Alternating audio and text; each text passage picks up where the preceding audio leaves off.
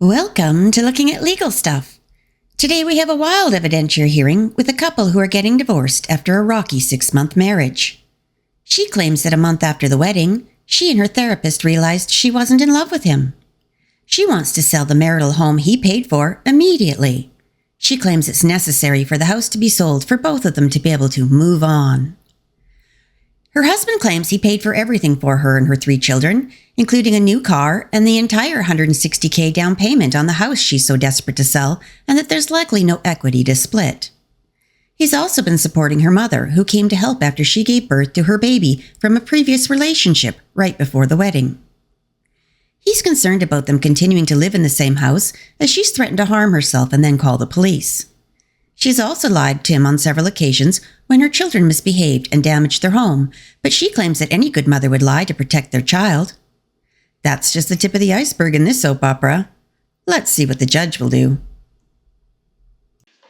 Joseph Tootle versus Jordan Lindsay Balkneck.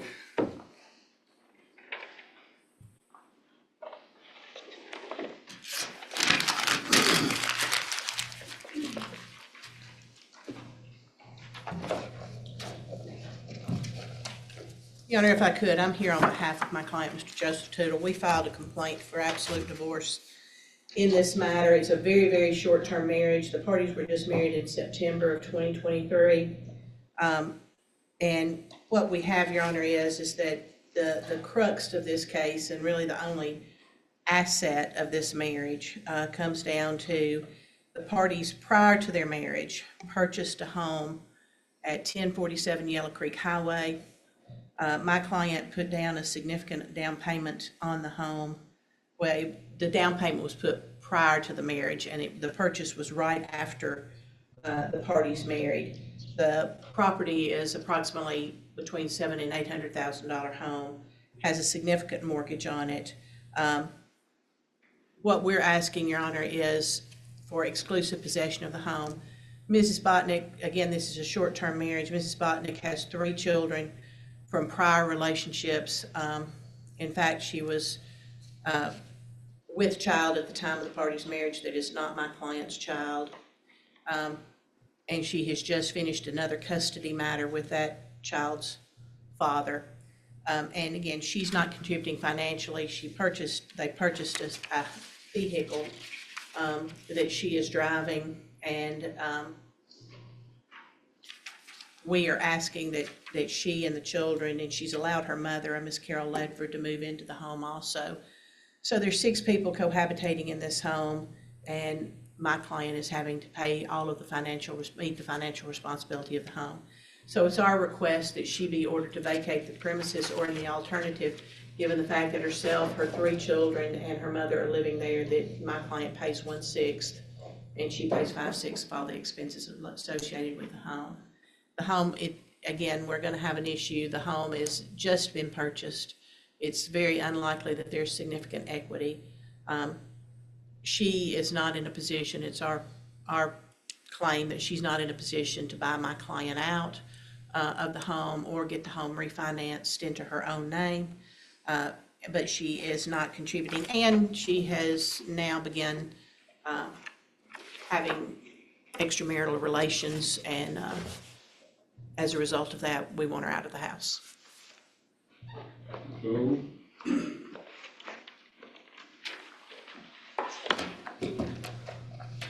Your Honor, just briefly,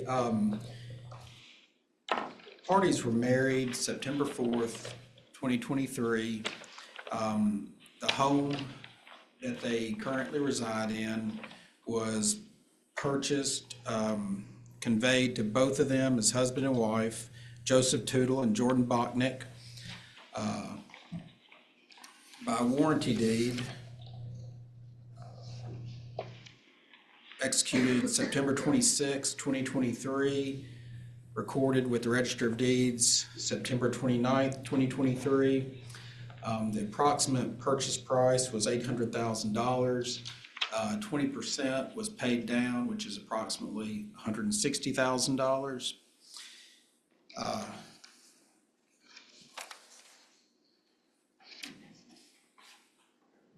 Mr. Tootle makes a significantly higher income than Ms. Botnick.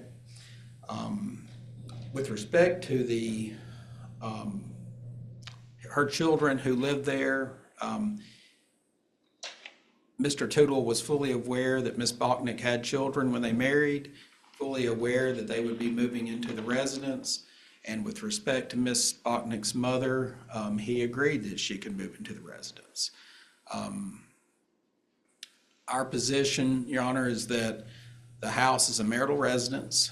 Mr. Tootle has significantly more income than Ms. Bachnick, and we have filed before the court today is a motion to sell the marital residence, and we would propose that upon its sale, the net proceeds be paid into court, and then we can proceed with the divorce in that regard. But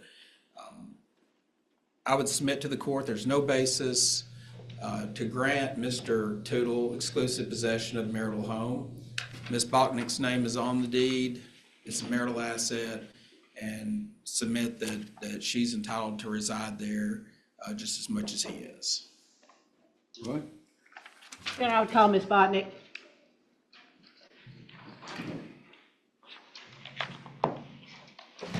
Look around, please.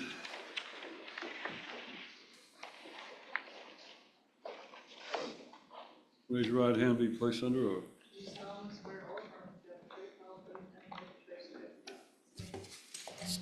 State your name, please, ma'am.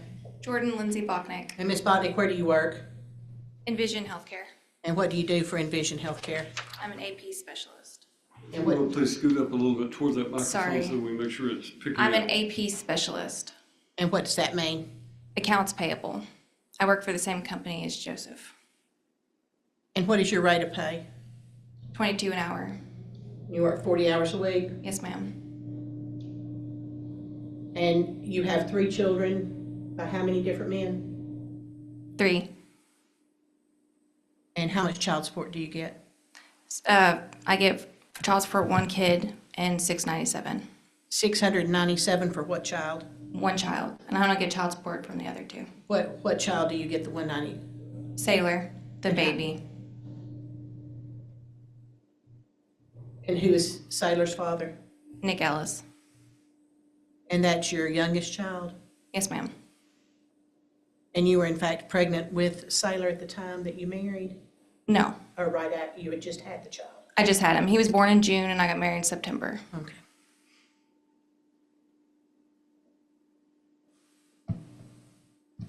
And what sort, you have just settled a lawsuit on paternity with Mr. Ellis?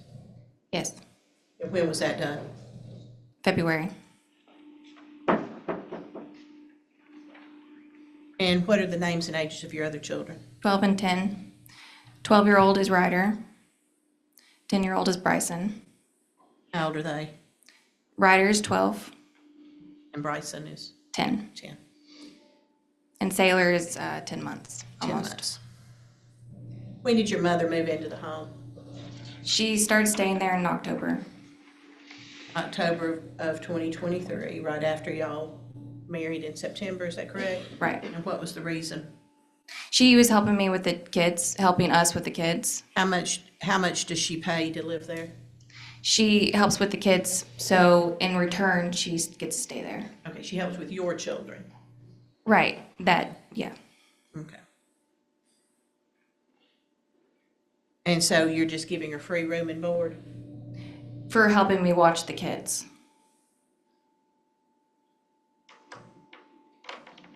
What does she do for a living? She works at Walmart. So she's capable of paying something to live there? Well, she's helping me watch the kids.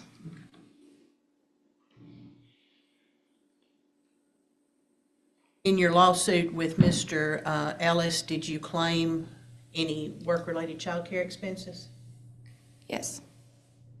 You did. No, child care, what are you talking Child about? care expenses, when you calculated child support. Oh, did you- no. You didn't No. claim any work-related child care expenses? No. This was Nicholas Ellis. It is. Yes. I know Mr. Nicholas Ellis. He grew up with my children. I haven't seen him or had any contact with him in the last 20 years probably. So I just want to make everyone aware of the fact that there is some connection. He played on a soccer team with my son and daughter for a while. If that creates a problem, I'll be glad to address that. We waive any conflict, Your Honor. All right. At the point in time, did you admit to your husband that you only married him for financial security? No. You sure about that? Yes. That's your statement under oath? Yes. Did you threaten, at the point in time when he told you he wanted a divorce, did you threaten to throw yourself against the wall so that you could get an order of protection and kick him out of the house? No. Have you allowed any of your minor children to operate any motor vehicle in and around the property? I let my son drive down the driveway. And he ran over shrubs and things, is that correct? One shrub. And that's your 12-year-old or your 10-year-old? I let my 10-year-old. Your 10-year-old's driving a vehicle that caused some slight damage to the property, is that correct? He drove down the driveway and ran over a shrub. Did you replace it? No, not yet. Okay. Do you allow your children to shoot arrows into the drywall of the No. home? You didn't sit there and videotape it and laugh I at it? videotaped my son shooting an arrow into a cardboard box. Not into the garage and damaging the property? No.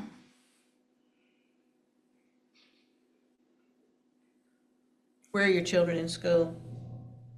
Ryder is in middle school. Your Honor, I want to object to relevance. I mean, we're here for motion for exclusive possession, and we're getting into, almost like we have a parenting plan. These children Well, are. no, Your Honor, I apologize. The pact is financially, where are the children in school, the issue we want her to move, where the kids are going to school, whether they're homeschooled, whether they're in public school, how she's spending her money is the reason that I'm asking those questions. Unfortunately, parties, even on a short-term marriage, bring something before the court regarding financial matters. Every aspect of their life becomes fair game. Overruling objection. So where are they in school? Ryder's in middle school at Dixon Middle. Bryson is at Oakmont, and Sailor's a baby. And your mother stays home and keeps him? Yes. Okay. On Tuesdays and Thursdays because I have to go into the office. And then otherwise you work from home? Yes. And where is the office located? In Green Hills. Do you have health insurance coverage through your employer? I did. I have dental. I used to have dental. I haven't checked on Who that yet. covers your children for health insurance? The state. You make $40,000 a year, live in a $700,000 home, and your children are on TennCare? Objection leading. Adverse witness. Adverse witness rule. I don't think she's been established as an adverse witness. She's answering all Ms. Roberts' questions.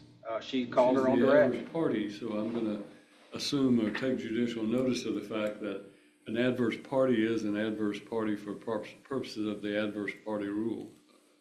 Overruled. Is that correct? Yes. It's not on Families First. When was the last, are they on Families First? No. They're just on TennCare. Right. When did you apply for TennCare? Whenever I was single.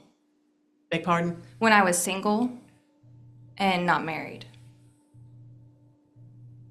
So it was prior to marriage that they were on it. And have you updated it? No, not yet. Did you disclose that you had the availability of health insurance through your employer for your children? No. You still receiving food stamps too? No. When did you stop getting food stamps? Several months ago. When? October, November. October of November of 2023? Yes, ma'am. Was it time for you to re-up for your food stamps? Yes. And I didn't qualify. And you did not qualify, but you applied and tried to continue to get food stamps, No, correct? I did not. You did not fill out an application? No, I did not fill out an application.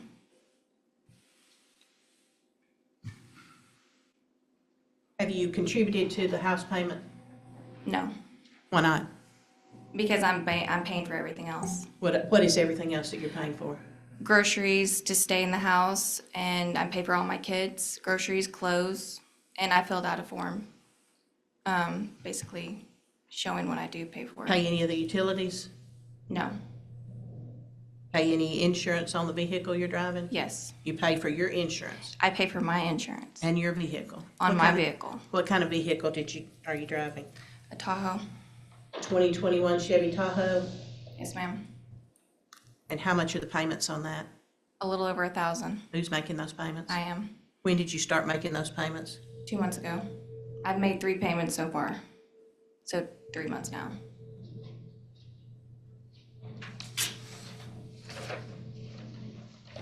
When did you purchase that vehicle? August 22nd of 23. You acknowledge that the down payment on the home came from his separate funds, do you not? Your Honor, I'm going to object. That calls for a legal conclusion. I'm sorry? I object. That calls for a legal conclusion as to what separate funds are. I'll rephrase the question. Did you have any money before y'all, when the contract was made on this house? I had my own money. How much did you have? At the time, I don't recall how much I had. Did you pay $160,000 down on this house? I don't recall. You don't recall? No, I didn't put money down on the Okay, house. why did you say you don't recall? Well, to your question before that, Objection asked and answered. no. I did not pay money on the house. You know that your husband had money that he put down on this house that was not your money. Right.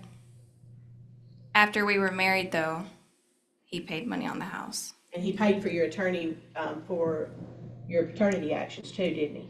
He helped pay for my attorney with Nick. And how much was that? Your Honor, I'm going to object. I think that's privileged. Object on what basis? Privilege? I mean, the third party may have paid it. They're married.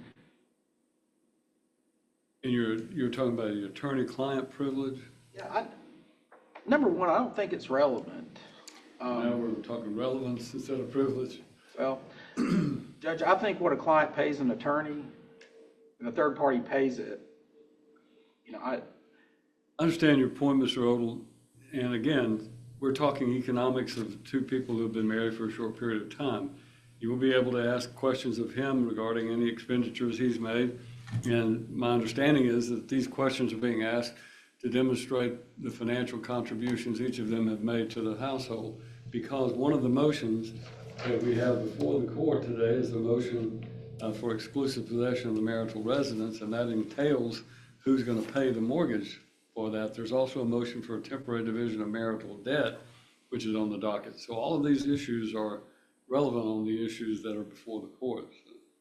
She's not required to testify about any direct conversations that she may have with her attorney, but the question of if there were marital funds or his separate funds that were used to pay for her attorney, then for whatever relevance, whatever weight that is, I think it is relevant on the issue before the court. Please repeat the question. Who paid for your attorney? Joseph did. Did you ask him to do that? He offered to help me out.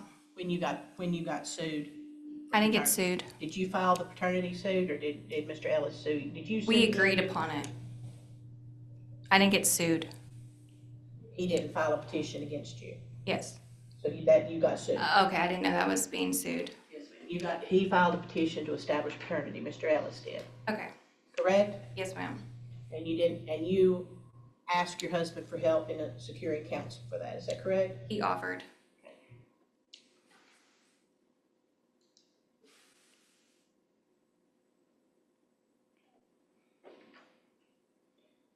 Have you ever contributed anything to, other than paying for your children's food, have you ever contributed anything to the mortgage, to the utilities, to the down payment on this house, or the payment of insurance or taxes on this house at all? No, ma'am. That's all. Sir Odell, you may question your client. You have a seat. Mr. Odell, you want to ask her questions now, or you want to wait a bit? Your Honor, I'm gonna call her on my direct. All right, now you can say. Sorry. And I would call Mr. Tootle. Odell, if you'll come forward.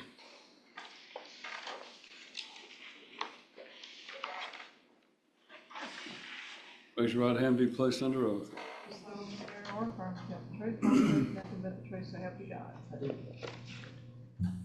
State your name for me, please, sir.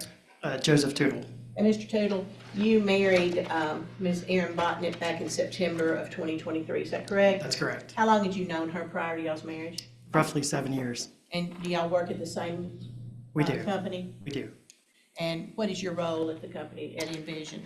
I'm VP of Accounting Information Systems. Were you her direct supervisor? No, And y'all became acquainted through your employment, is that correct? I knew her prior to employment. I helped her get the job. Okay, how did you know her prior to the employment? I met her at her work when she worked at Twin Peaks. At where? Twin Peaks Twin Peaks is a bar Bar and Restaurant. and restaurant, and we'll just leave it, why the name of that, but at any rate, you met her there and got her a job. Did y'all start a romantic relationship at that point in time? I helped her get a job probably about 2 years ago. We kind of hung out some in between there, from time of meeting till she got the job at our company. And when did y'all become romantically involved? Throughout the time I've known her, different instances. And she was having relations with other people during that time too? Objection leading. Correct. And you, Well, the question is, sustained, it was leading, restate your question. are you aware of whether or not, did y'all have an exclusive relationship? We did not. At what point in time did marriage come into the picture? Roughly somewhere in July, Okay. after she had had her child. Okay. Did you ask her to marry, or was it just a, hey, let's do this? I mean, what was the? We decided to date, and then as we started dating, we decided that after knowing each other for a period of time, that was the right move to make at that time, because she stated she was in love and wanted to be with me. Okay. And as a result of that, where were you living at the time? In Franklin And where was she living? and Dixon. And did she have a home? She had an apartment. And did you have a home? I did. One that you owned? No, sorry, I was in an apartment as well. Okay, you rented and she rented. is She that rented and I correct? rented, correct. Okay. And so y'all decided to she professed her love and you hers, and y'all decided to get married, and did you start looking for a place to live? Started looking for a place prior to that, somewhere in July. We talked about looking for a place, so we were looking prior to being married. Okay. And you found a home on Yellow Creek Highway, Correct. okay? And it's a very nice home. When y'all purchased it, did you enter into a contract prior And to? don't leave it with us.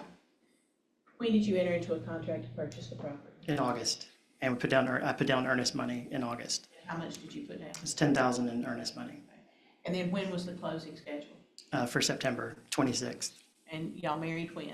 September 4th. And on the 26th, was there a closing on that piece of property? Correct, there Was was. it placed in joint names? Yes,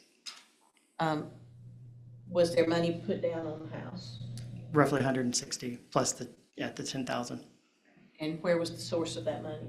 came from my income. 120 was in savings, 40 I took a loan against my 401k. Is there still a loan on the 401k? Yes. Comes out of my paycheck month. How much did y'all purchase the home for? It was $760, And what is the monthly payments? $4,200. That doesn't include insurance and taxes. And that's going to be my next. Was insurance and taxes escrowed in? It was not escrowed in. So other than when you purchased it in September, the down payment that you made, are you familiar with any other increases in value or any improvements to the property that's been made that would increase it significantly from what the purchase price was? There's been no improvements to the property. Did both of you sign the mortgage? I'm the only one on the mortgage. Do you know why? It was better to qualify for interest rate under my income than using both. So even though That's the what- house is in joint names, the mortgage is only in your name? Correct. Now, shortly did you know how much she makes? Roughly, What is that? around 22. I knew when she got the job it was around 21, and there's been raises since then. And how much do you make, sir? Around to 190. You've assisted me, And in- that's without bonus, but bonus isn't guaranteed, so you have assisted me in filling out an income and expense statement, is that correct? that's correct. Would you pass this to him?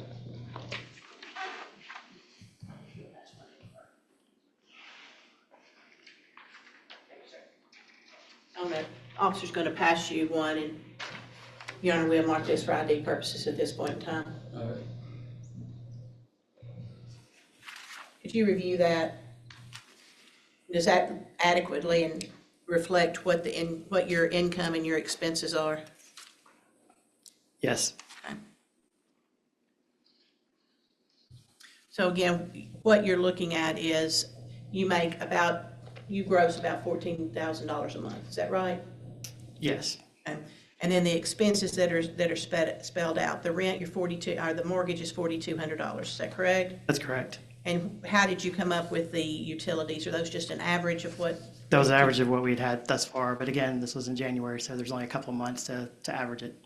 Right, so again, you've got the electricity and the gas, you have gas heat, correct? We have gas, electric, water, yes. Okay, and so again, with the summer and the air conditioning things, those are likely to go up, is that correct? Objection leading.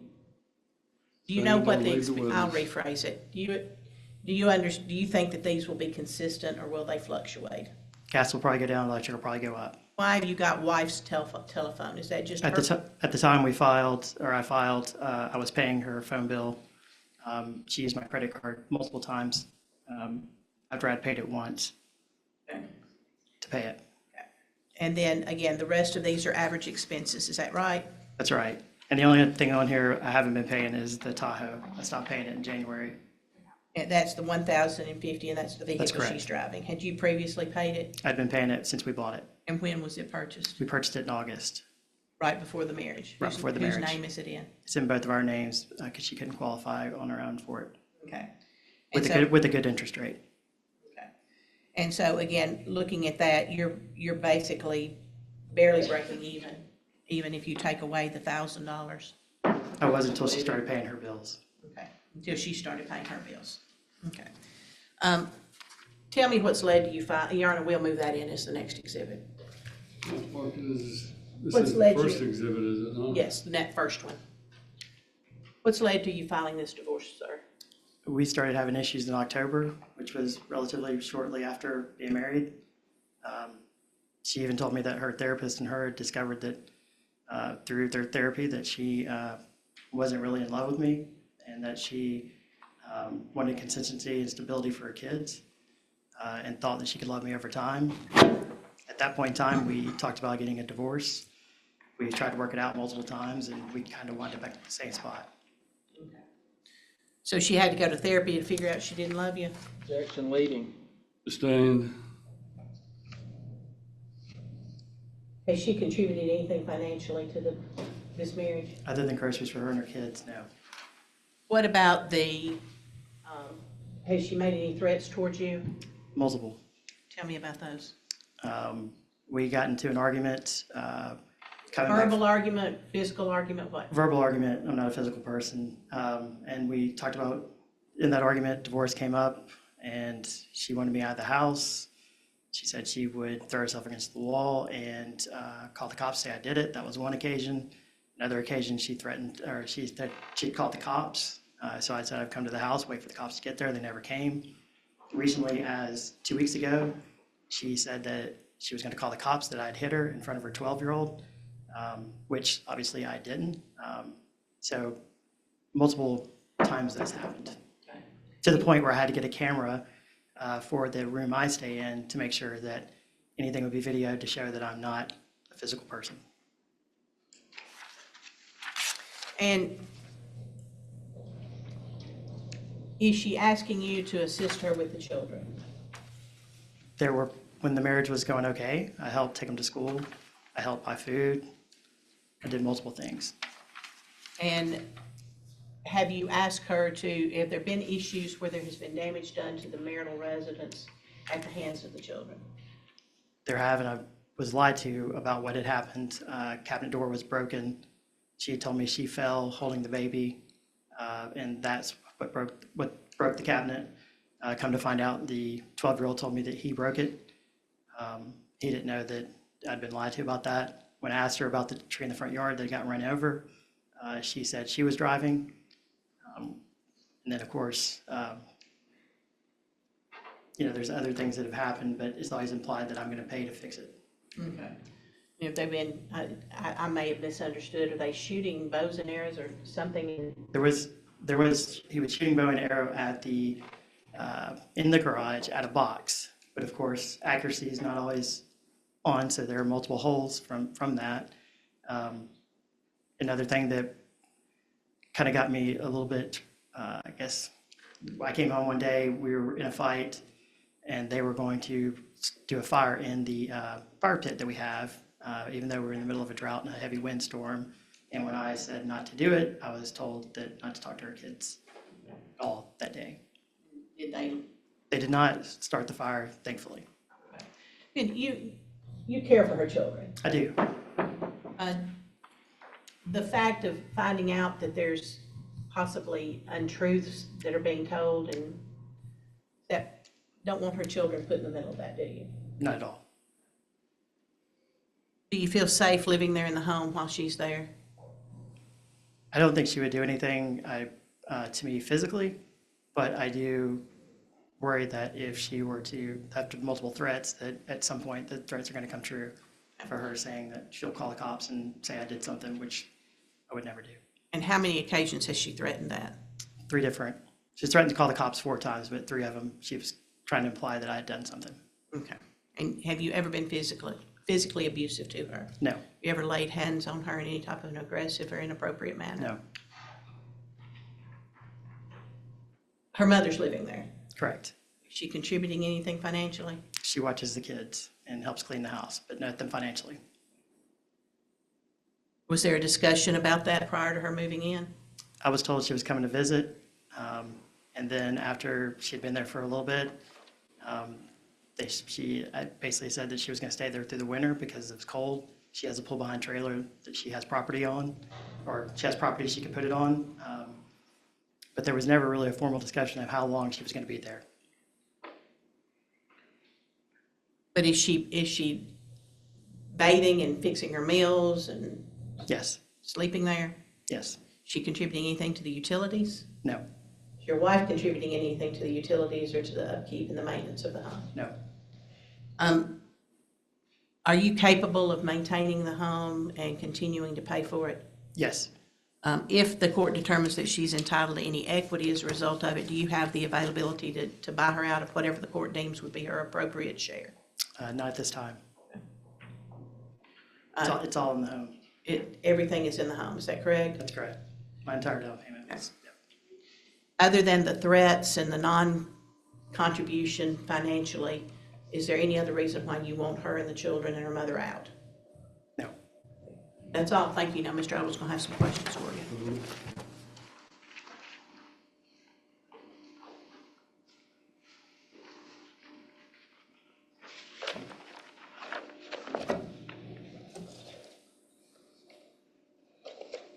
All right, so, Mr. Tootle, you've known Ms. Botnick for years. Roughly 7 or 8. You got married September 4th, 2023. Correct. You knew she had an infant child at that time, correct? Correct. You knew she had 2 other children, ages 12 and 10, correct? Correct. And you knew they would be residing in the house with you and your wife, correct? You did? Yes, correct. All right. So you didn't have a problem with that? No. And you testified that you like her kids? Yes.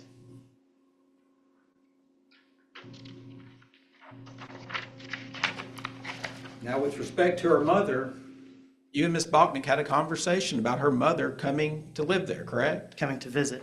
And then subsequently, you had a conversation about her mother continuing to stay there, and you agreed to it. We agreed she could stay until winter was over. So it's your testimony that you and Ms. Botnick had a discussion where you agreed that her mother would just come there for a very short period of time until winter. Is that your testimony? Yeah, my testimony is that we talked about it, being newlywed, I agreed to do it. Didn't want to upset my Well, wife. What did you specifically agree to? When was her mother supposed to move out? They said after winter, so I'm assuming after winter is March, April. Okay, that's an assumption, isn't it? It is an assumption. After winter. Right. All right.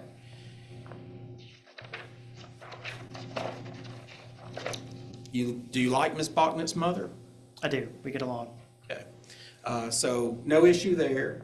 You agree that she helps out the children and that you like the children. Correct. I want to talk about this shooting of a bow and arrow in the garage. Okay? You testified that, who was it? Which child was it? It was Ryder. Okay, so Ryder sets up this box, which, was that like a little target? I'm assuming, yes. Is this kind of a toy bow and arrow? I mean, it's not like a compound bow that, It's a real arrow, okay, but so it was a makeshift bow that he made. like appropriate for a child. I mean, it's a stick with, I don't know what's appropriate for a child. Appropriate for a child would not be a real arrow with a live head on it, right? Okay, well, describe the arrow then. It's an arrow that you would use to hunt deer. Okay, so it's just got a normal end on it, correct? Like it's like a small arrow. No, it's a real full-size arrow that you would use to hunt deer with. Not a crossbow arrow, not a toy arrow. It's a real hunting arrow. Okay, so Ryder is shooting at this target, correct? Correct. And he misses, and the arrow goes into the wall. Is that correct?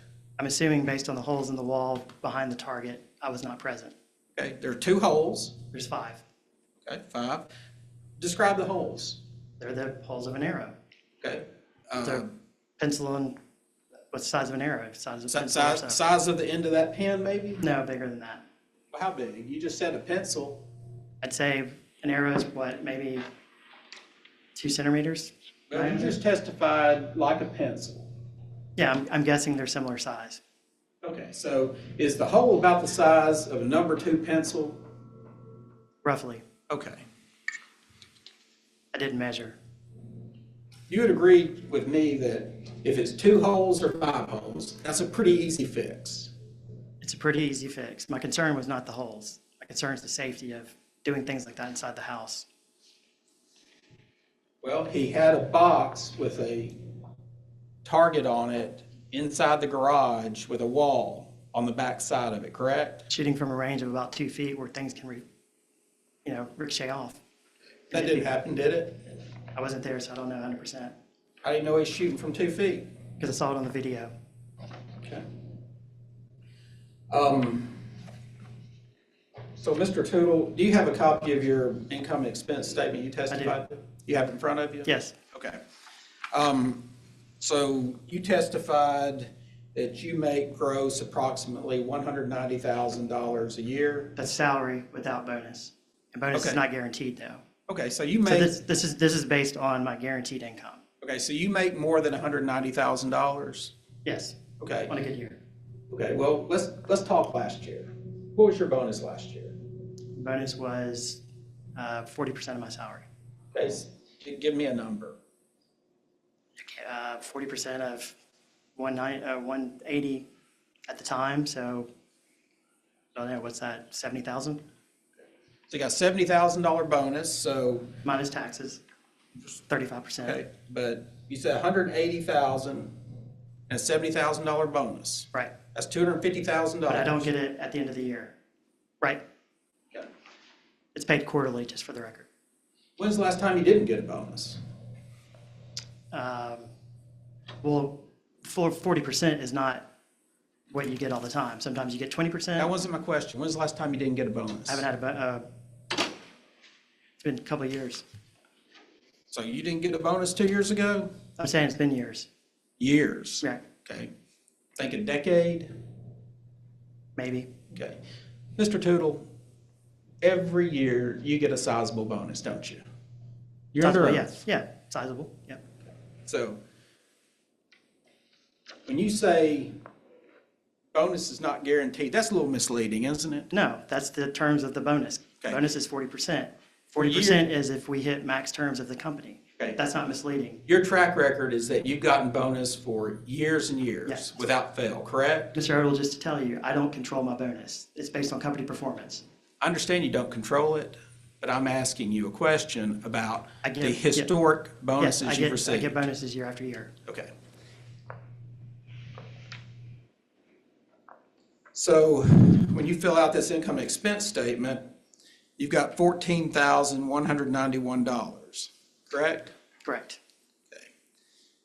My math is if I multiply that by 12, I get $169,092. At the time, that was my salary. At what time? At the time I filed this. I've Okay. had a raise since then to push me up close to 190. And that's salary. I was told to fill this out without bonus. Okay, well, last year, a minute ago, you testified that last year you made $180,000 instead of $190 and a $70,000 bonus. Yeah, so I'm off a little bit on my number here. You are, well, you're off quite a bit, aren't you? I'd say, what, I said 180, 169, You're off 170? about $80,000. No, 80, that's bonus. And I just told you under oath that, Well, you said Didn't this is put bonus based in on here. last year, and last year you said you made 180 No, this- plus 70,000. this is based, and when I filled this out, it was based on the paycheck I was getting at that time. Well, I've gotten a raise since then. It says April 2024, the top. But that's not when I filled this out and submitted it to my attorney. I filled it out in January. So you're making 169,000 in January base It was salary? 170, 180, somewhere in there. Well, you said, again, last year you said I made 180,000 plus 70,000 in bonus. Roughly a 250, yeah. Okay, so last year you made 180,000, and then, as we said here today, you're making 190. And Roughly. at some point in between, you made 169,000? No, Well, can you explain that? I mean, I pulled this right off of my payment. My payroll. fair to say you make 250,000 a year at least? Not every year. It's fair to say you made that last year. Yes. Bottom line, Mr. Tootle, this is not an accurate statement, is it? No, it's accurate in terms of expenses and what I pay out every month. Okay, but income's not accurate. Income's off by maybe, what, a couple $100? Seems like it's off more than that. Again, I'm going to object to the soliloquy or the conversations that he wants to have. He wants to ask a question. Your Honor, he's not answering the question. He has testified that last year he made 180,000. He's making 190 now. His income. When I said 180, that was based on salary alone. Mr. Tootle, if you'd be quiet when we're talking, okay? So, Your Honor, he has testified that last year he made a base salary of 180,000 plus a $70,000 bonus. He testified when Ms. Roberts was questioning him that his base salary is 190,000 with no guaranteed bonus. He said that he filled this statement out in January and his income was accurately reflected on here at that time being 169,000. That doesn't add up. It just doesn't add up. And 180 last year, 190 now, and somehow during the meantime it dipped down to 169 in January. And that's just my question. Restate your question. Okay, Mr. Tootle, did you testify earlier that last year you made 180,000 base salary approximate plus 70,000 in bonus? Yes, I said approximate. Okay, did you testify on direct questioning by Ms. Roberts that your current salary is 190,000 Approximate, plus bonus? plus bonus. Did you testify when I asked you about this income and expense statement, and in particular your gross salary, your gross income, did you testify that in January the number reflected of $14,091 was accurate? Yes, Would you agree with me that $14,091 annualized is $169,092? I can't do that in my head. If you've done the calculation on it, I'm assuming you're correct. Okay. I have no problem sharing my salary. What's your explanation for your testimony and the discrepancy in your income? at 3 different points in time. Well, again, I said approximate 180. I could go back and look at my salary to see if it matched this exactly. I've had a raise since then, so I know it's approximately 190 now. I'm not afraid to show my financial statement to you so you can look at it to see Well, what it is. You've sworn under oath this is your financial statement, an accurate depiction of your income and expenses. Your Honor, again, I'm going to object to the form of question. There's been no financial statement that has been admitted into evidence, and there's been no proof stating that he has submitted a financial statement into evidence. It is an income and expense statement. Sustained as to the characterization of an income and expense statement.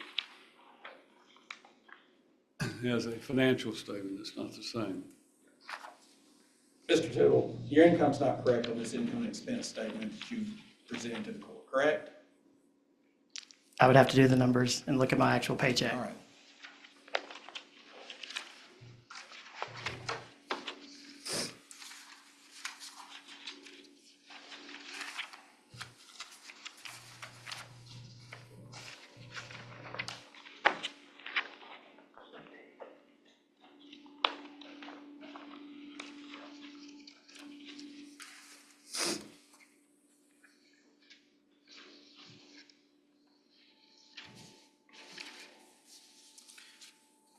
So, Mr. Tootle, I want to talk about the house, marital residence. So, you all closed on that house on September 26, 2023. Would you agree with me on that? Yes. I just want to provide to you a copy, asking to identify. Judge, we stipulate and agree, and it's been testified that the home is in joint names. Judge, I would then ask the warranty deed to be Just- next exhibit. All right, make the warranty deed Exhibit 2. So, when you all got married, September 4th, you knew what your wife's income was, correct? Yes. She'd been fully transparent with you about the money she made. There's one item that was not transparent, and that was she got income from her dad passing away. She told me it was roughly $700 a month that she was getting, which she now states she no longer gets. Okay. So yes, I knew. Outside of that, I didn't know child support. I know that one child, Bryson, was getting child support of roughly $700 a month but there was problems with it being paid. Okay. Well, you knew that you made substantially more money than she did, correct? Correct. So you all bought this house in September of 2023, correct? Correct. And you knew when you bought it that you were the one that had the ability to pay the debt, correct? Yeah, I do not. I planned on paying for Yeah. house and bills, but not her bills. Okay, I'm talking about the mortgage payment, all Yeah, right? yeah. Okay, when you and she bought it and you all put her name on the deed because you wanted to jointly own the house, right? That was the intention. The reason we put her on the house because we were being married, and I thought that it was going to be something that would last. Okay. You made that decision. Yes. You wanted her name to be on the deed with you. You wanted to own this property together, correct? Correct. And this $700,000 to $800,000 house that you bought, you knew that it was being bought because you had the ability to pay for it, correct? Correct. And I You thought weren't that. relying upon this. Yeah, and again, if he could finish his answer before Mr. Odle starts questioning him again. Please let him answer the question fully before you begin answering. Yeah. Asking the next question. Yeah, the reason I put her on there, I thought that my money for the down payment would be considered a separated party going into it and coming out of it, only to learn that it's not, obviously. Okay, so you agree that house is a marital asset, correct?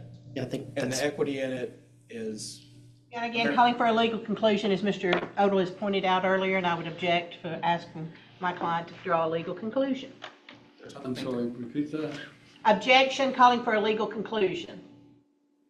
Same objection that Mr. Odle made. so the rule, John. I overruled his objection. I thought I overruled his objection. State your question one more time, please. Mr. Tootle, you agree that the equity in the house, that's a marital asset, correct? If there is, That's what I was, I think that does call for a legal conclusion because there was a difference between that question and the question that was asked by Ms. Roberts. You're asking him if it's a marital asset, and that is a legal term that the court has to determine what the marital assets are.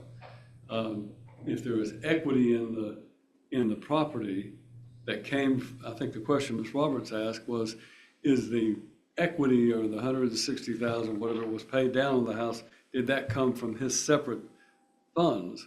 And that was the question she asked that you objected to as a legal conclusion.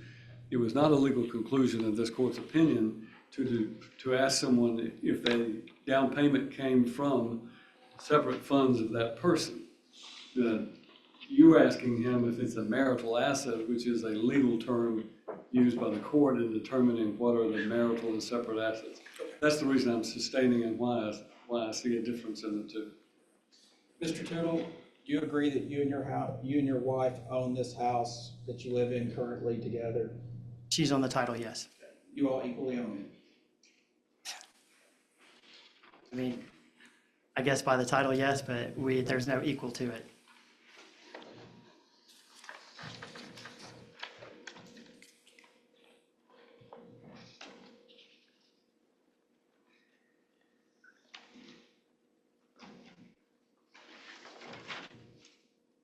I'm gonna talk to you. So you said your wife's threatened you Yes, multiple times. since the divorce was filed? Once was prior, back in roughly late October, early November. I had to go get a hotel room for 2 nights to let things cool down at the advice of my friend who was an attorney. Then there was another time somewhere in November where we were disagreeing on potentially what the divorce would do. Then there was a time just 2 weeks ago in front of her 12-year-old. Okay. This divorce filed January 26, 2024, correct? Correct. Okay. You and your wife had sex since then? Once. So you weren't too scared of her, were you? Like I You said, agreed to I have wasn't. sex with her. Like I said, I'm not scared of her. What I was scared of is I'm afraid that she would say that something happened, but nothing did happen.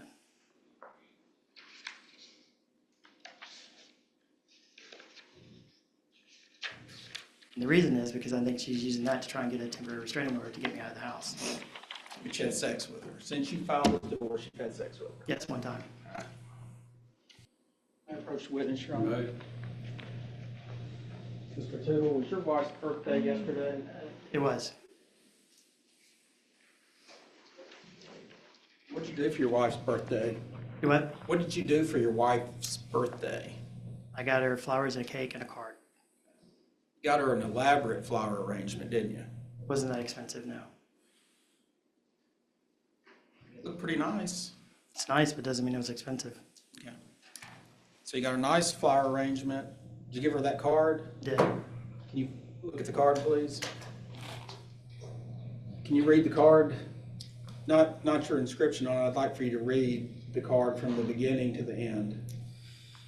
Ways you're like coffee. You're awfully hot. You're nice to hold. You get my insides warming. You pick me up. You smell good too. You're mildly habit forming. You're just right. I wouldn't change a single thing about you. And most of all, I wouldn't want to face a day without you. Happy birthday. Okay, that's what the card said. What was your inscription? What did you handwrite? I said, I know things haven't been the best. I do love you and you deserve the best. All right, make that card next exhibit.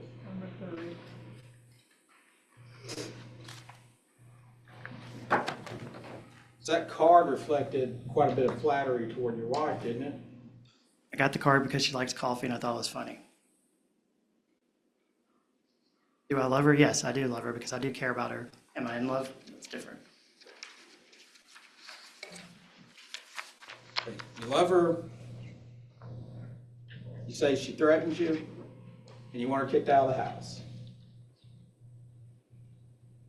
Gave her a card yesterday that was very flattering. Were those lies? No, I do love her. That's all questions I have. Redirect. Mr. Tootle, how do you get paid? I get paid bi-weekly, How do you get paid by your bonuses? quarterly, based on company performance. So you get a separate check quarterly?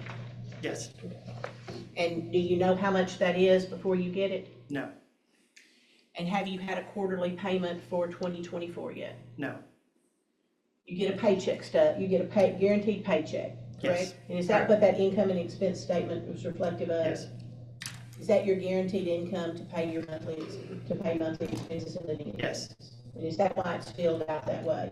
yes. And again, I'm happy to share it.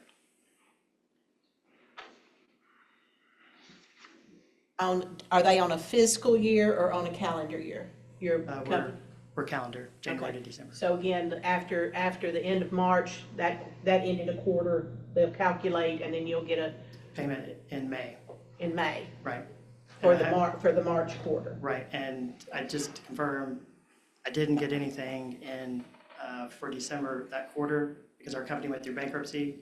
And as a retention measure, they paid bonuses out early, which was paid sometime in May of last year, which was part of the money I used for the down payment. So May of 2023, you received a bonus, I received a bonus, and that was the last bonus you received from your company. that's correct, until I get paid one again in May. And if the company meets its requirements and does that. That's correct. And then that was the money you used as a down payment? That's correct. Okay. And And again, did you receive anything for December? I have not received anything for December. Do you anticipate receiving anything for the calendar year, any more money for the calendar year of 2023? Nothing for 2023. I was prepaid for it.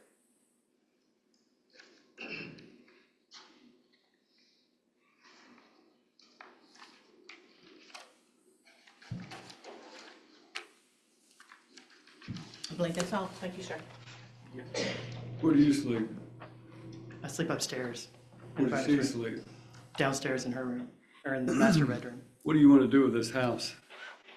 My intention would be to keep it. You want to keep the house? I would like to keep it. And if, I know what your concerns are about her remaining in the house. Let's say that there's an order down of the court that restricts your conduct and her conduct towards each other in the house.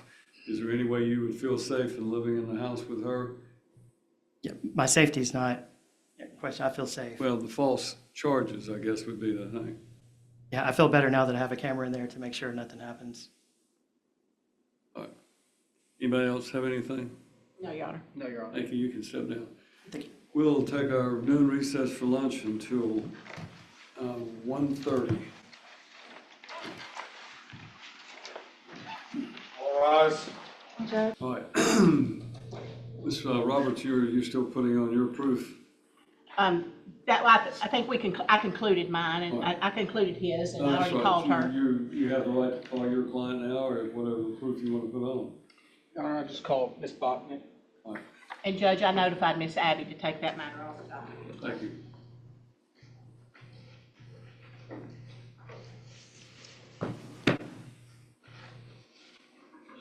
Do I have to swear her again?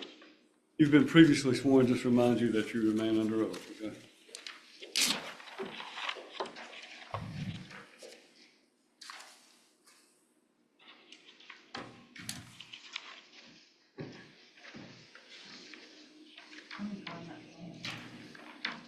Ms. Botnick?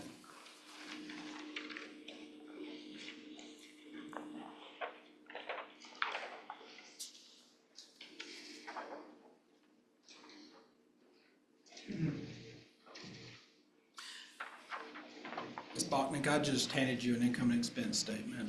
Do you recall signing that statement? Yes. Okay. I'm going to briefly recover some of the things that you testified to earlier, but where are you currently employed? Envision Healthcare. Okay, and I believe you testified that your rate of pay is $22 an hour. Yes. Is your gross monthly income before tax reflected on the income income and expense statement, $3,912.46. Yes, Okay, and that's monthly, correct? yes, And your federal tax and other taxes are $589.38? yes. Okay. You have your monthly expenses listed below. Can you go through and explain to the court what those monthly expenses are? So I pay my car payment of $1,034, my cell phone, my gas. Do you want me to list the amounts too? Yeah, or that, well, yes. Oh, okay. And then cell phone, I pay $450. My fuel, gas for my car is $320. And my car insurance is $468. And food and groceries a month for us is $1,200, roughly. And laundry, cleaning supplies is about $350. And cleaning, personal care, $400. And entertainment is about $489. And my 401k is $117.37. Okay, I want to go through each one of those. Okay. Your car payment is on the SUV, and what is that vehicle? Tahoe. And You have a copy that you'd like for me to look at? I'm sorry, Because Judge. obviously, it's a lot more difficult for me to follow along with what's being said if I'm not looking at it.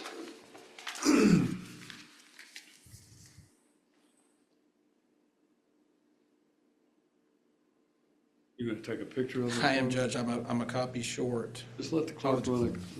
Can't we just run a photocopy of what? I can run him a copy. You can go ahead and ask, but obviously, we'll run a photocopy and give you back the original. I thought I had an extra copy, 3 copies. Just for future reference, it's always beneficial if you're asking a witness about a document that you're going through a lot of detail on. It's always helpful to give the judge a copy of it so that I can understand it, because listening to it and when you two are going over it, kind of flies over my head, so. My apologies, Judge. It's all right. Ms. Bachnick, I'm just going to move on to something else, then come back to that. Okay, so you and your husband married in September. Yes. Okay. Following the marriage, was a house purchased? Right. And have you've continued to reside there until the present day? Yes. Are you and your husband living there together? Yes. If the court denies the motion for exclusive possession that's been filed by your husband and puts parameters in place relative to you and your husband continuing to cohabitate there, will you abide by all such? Yes, I can respect that, what he needs. Okay. Ms. Bachnick, going back to the income expense statement, the car payment, which was number 1, see that? Yes. Okay. Sorry. It's $1,034.27. Okay. That is a payment on what vehicle? The Chevy Tahoe. Do you primarily drive that vehicle? I'm the only one that drives that vehicle primarily, yes.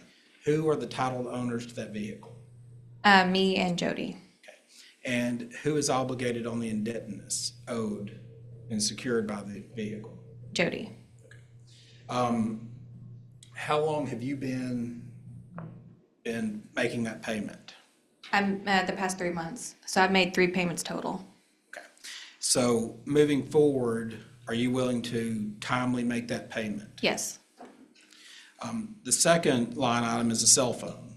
Right. Can you explain what that comprises? My 2 kids have cell phones, and then Sailor has an iPad, and then my cell phone, so that's why it's kind of pricey. Okay. And have you historically made those cell phone payments, or has your husband? We off and on. Sometimes I need help. Okay. So This he has previous paid them- time he has paid it. Okay.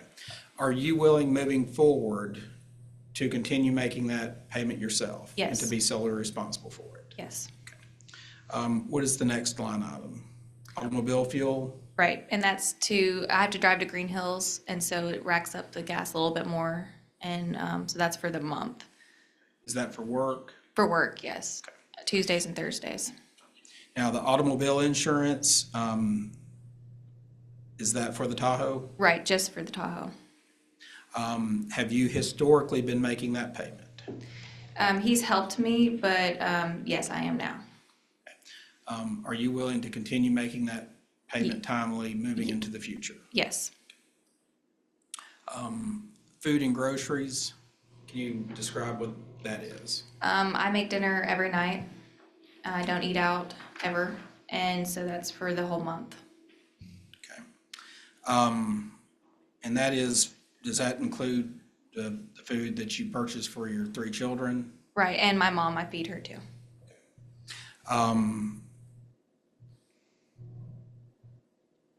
The remaining 4 items, have you historically paid those yourself? Yes, I have. Now, in addition to your income that you earn through your employment, what other monthly income do you receive is reflected in that footnote at the bottom? I get child support for Sailor and Bryson, and so Bryson's is irregular, and then Sailor, I get $687 a month from Nick. Okay, And then- now, let me stop you there. The child support for Bryson, you Right. said it's, what do you mean it's irregular? So it changes because his dad changes jobs quite a bit, and it's garnished out of his wages in Texas. So every time he switches a job and he doesn't report his new job, the child support stops. So he switches quite a bit, several times a year, and so that's why it's so Okay. not consistent. Then the final item in the footnote, you've identified as renewal income is $599.40, reduces monthly. Can you describe what that is? So my dad sold insurance when he was alive, and when he passed away, I get an income from that, sort of like a retirement. And so monthly, I get an income from that, but it's reduces every month as people pass away because it was a renewal income. So it goes away slowly. So it used to be 800, then it just slowly decreases. So at a certain point, it'll be gone. Okay, so was your Sorry. dad an insurance agent? He was. Okay, and did he have a book of policies? Right. Insurance policies? And do those insurance policies expire or move to other agents over time? And is that what causes it to reduce? No, it's policies on people. So if he had a life insurance policy on someone and they pass away, then the policy's done. But every month they pay into that policy, he gets a percentage of that money from that policy that he sold someone. Okay, So over the past 30 years that he worked there. okay, how quickly is that monthly income reducing? At what rate? In 2 years, it's went from 800 to 599. So in that time period, it's gone down significantly. Okay.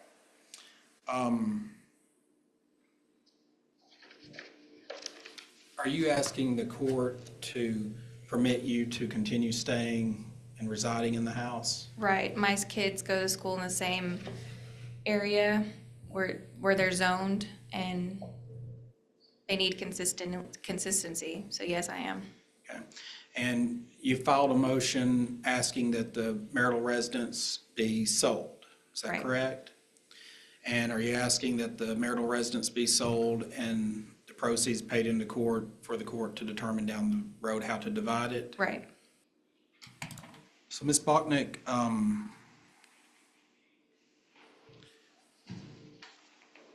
your 3 children that live with you, you heard testimony about the arrows being shot,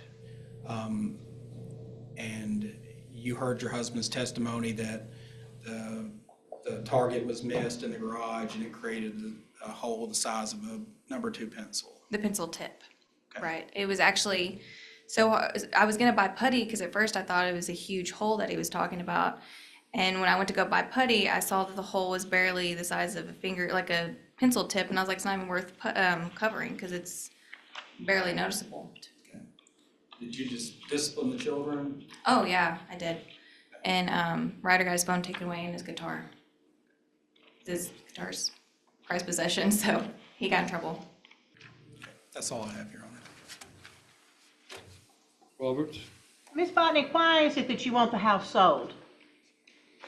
Well, Jody mentioned that as well, I because, didn't ask what he did. I asked, why do you want it sold? my client could answer the question. I agree. I don't think she's asking the question, she's answering the question. She's saying that he wanted it sold too, but the question is, why does she want it sold? So, what were Right. your objections? Because that was a house we were married in, and if I'm leaving, then we both move on. I want the house sold. But just in revenge. No, definitely not revenge. I'm not vindictive like that. Okay. Well, you put this income and expense statement for whatever the truth of it is, that I'm you just don't argumentative. have, Staying on the sidebar comments, don't make sidebar comments. you're stating that you only have $3,912 a month to support you, your 3 kids, and your mother. Right, And you're gonna sell a home that you've not contributed to whatsoever, correct? right, And you're going to have that listed for sale, so there's gonna be a sales commission that's gonna be paid on it, correct? correct, And then you're going to have capital gains tax on any income that you derived from that, correct? Did you know that? okay, correct. And so again, it's certainly not for financial gain that you think you're gonna sell the house, is it? Well, the divorce is gonna end us. We're not gonna be together anymore, and I want a fresh start. He will want a fresh start, and I want the house sold. Cause you want the money, right? Not necessarily, no. Now, in your income and expense statement, you use $3,912.46 is what your income is. But again, you're making $22 an hour. Right, So that's 45,000 and some change a year, correct? 45,760 a year. yes, So you divide that out, and I divided by 52 weeks, and that's $3,813. okay. Where did you, and do you make any overtime or anything else? No, we're not allowed overtime. But this income that you've got up here, this monthly income before taxes, does not include the 687, the 780, or the 599, which is an additional $2,066. Isn't that correct? If that's what you have on there. Well, you don't have it on there. I added it up. But if you look down at the bottom, monthly court order child support, 687. And also, it's not consistent. I mentioned why. You didn't put that on, that's not included in this number, is it? Is it not? Is it or is it not? This is what you've introduced as your income, ma'am. It's not introduced Okay. because it's not consistent, because he doesn't have a job half the time, his father. Well, see, I asked you, when I called you on direct examination, I asked you what child support you get, and you know what your testimony was? Yes, and I told you. No, you just said I only get it for Sailor. You get 687. Right. You didn't mention that you got it for Bryson. Because I hardly get it. Well, when was the last time you got it? Last Month? No, let me finish, please. I got it probably back in October of 2023. And I can show proof of that. Have you instituted any cases against him to try to collect the money? Well, it's kind of pointless because it's already garnished out of his wages, and it would cost me money that I don't really have to fight him. And So you would instead let somebody who's not the father of your child support you and provide a home for you than to go get money from the person who's supposed to be supporting that child? well, he does work sometimes, and when he does, I do get money for Bryson. So, and I'm doing what I can to make sure he has everything he needs. You're doing what you can. Right, for my kids. Have you gotten another job? No, I have a baby. New baby. Okay. Well, Does that preclude you from having to support your children? I don't think I would have time to have another job when I work 40 hours a week. You just work 40 hours a week. And your mother you're providing a roof for your mother on somebody else's dime. Correct? She helps a lot with the children, so that's saving me on having to get childcare.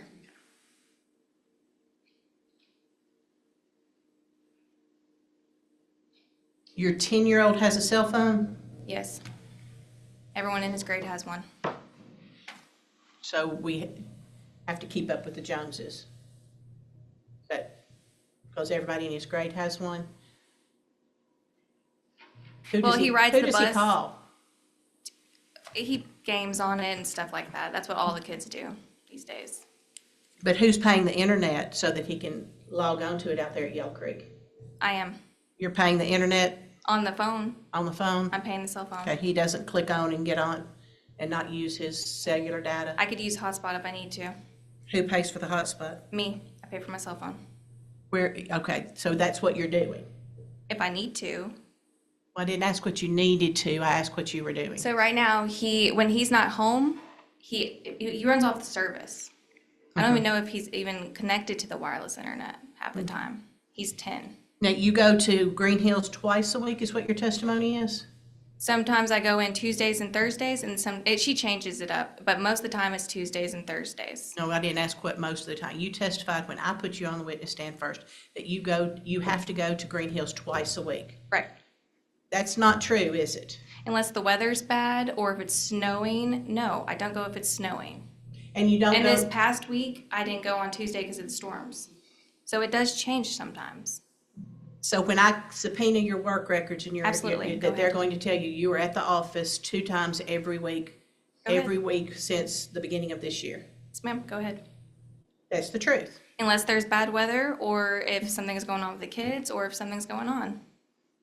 Well, how many times has something gone on? Quite a bit. The weather, it was winter. Now,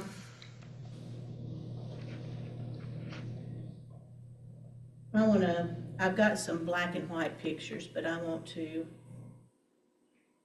didn't print them in color, and I'm gonna come to you and show you these if the court will allow. Just give me a little second. Yeah.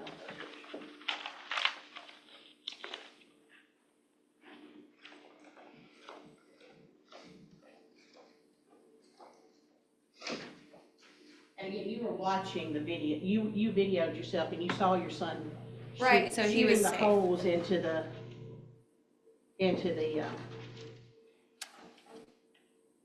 drywall, or it's the insulation, isn't it? Judge, may I haven't seen You these. may approach and watch what's being shown. I can't even see it. So You can't see that because it's so tiny. oh, well, now I can't see the screen. So, right, that's zoomed in. I'm gonna give you some black and white photographs here that we're gonna make as an exhibit. And these are zoomed in. Yes, I'm not disputing, these are. Right, and they're so tiny, it's hard to, I could putty them, but they're so tiny. But you haven't. No, and he has to do it. What? So if it was a huge issue, why wouldn't he do it too? Well, why would he be, Why wouldn't he if he Taking care of has your- pride in the house? well, why would you not? Because it was so tiny. And again, looking at just these color photographs, those are the black and white ones we've done. As we scroll down, there's multiple holes shot into the insulation, and this is insulation that's on the garage door and in the drywall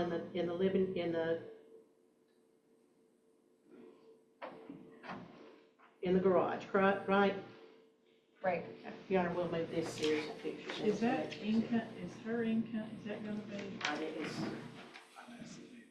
is that gonna be exhibit? If he made an exhibit, I didn't. Did you make? I'd asked you to be made, so I don't think I did. So this income's gonna be number 4, and those pictures will be number 5. Now, I will show you another, and I can pull the color one up, the black and white photograph.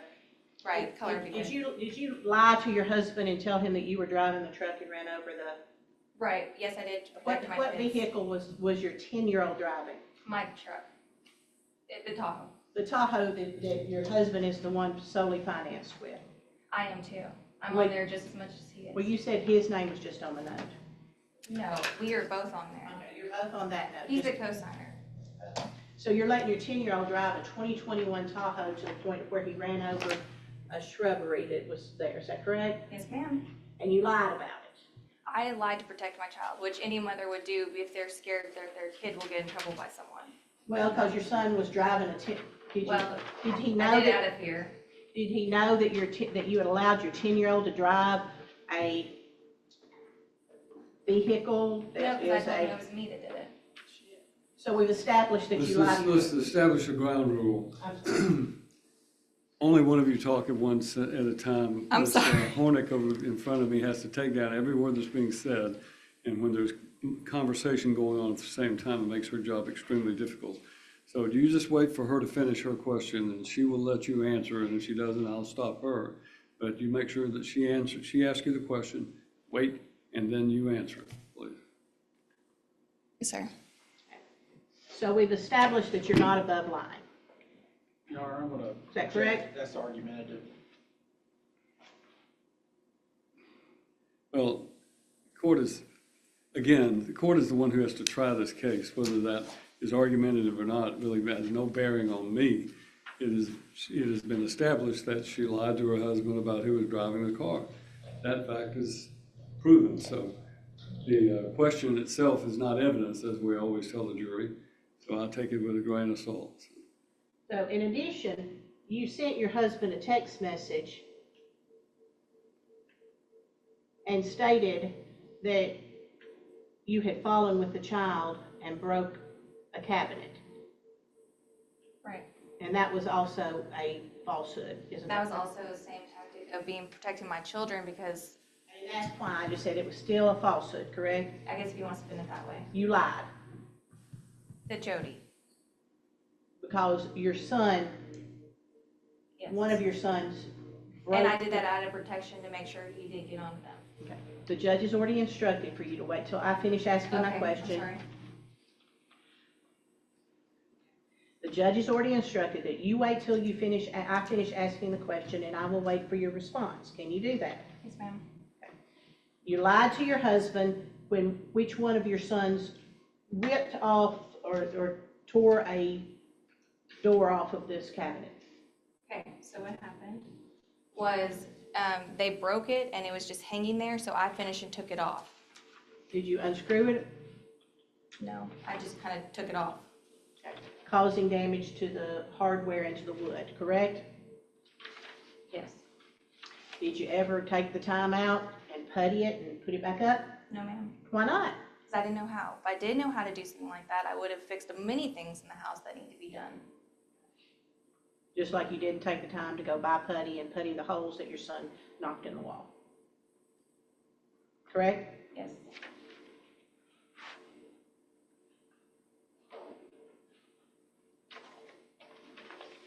If I could, Judge, I'm gonna make a photograph. Oh.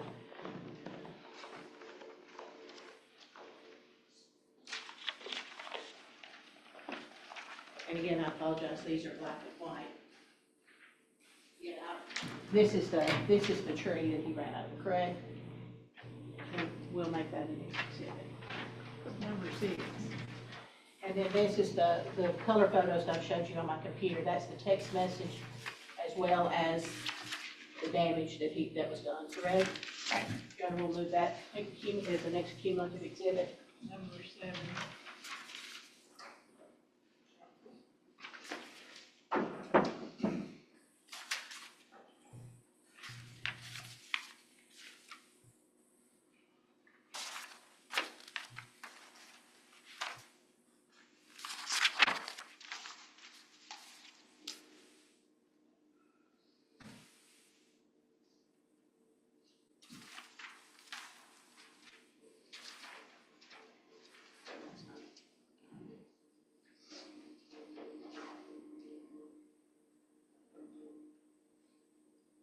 Yeah, it's not even. I was sorry, I was just trying to help you. No, that's what I keep it moved on me. I'm gonna show you a video.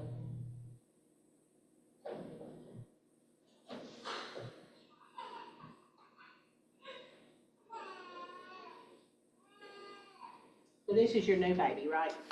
And that's you holding him in your lap. Right, And this is your oldest child right. doing what we were complaining about and shooting holes. And this is, the photograph here shows the garage door Right. with the insulation on it. And that's where he was shooting into that, No, it was in front of it. in front of it.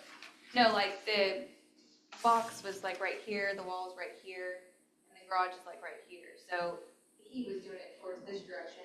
The garage was not in the path of the bow and arrow. And how did this all get damaged? Well, it wasn't while I was taking a video.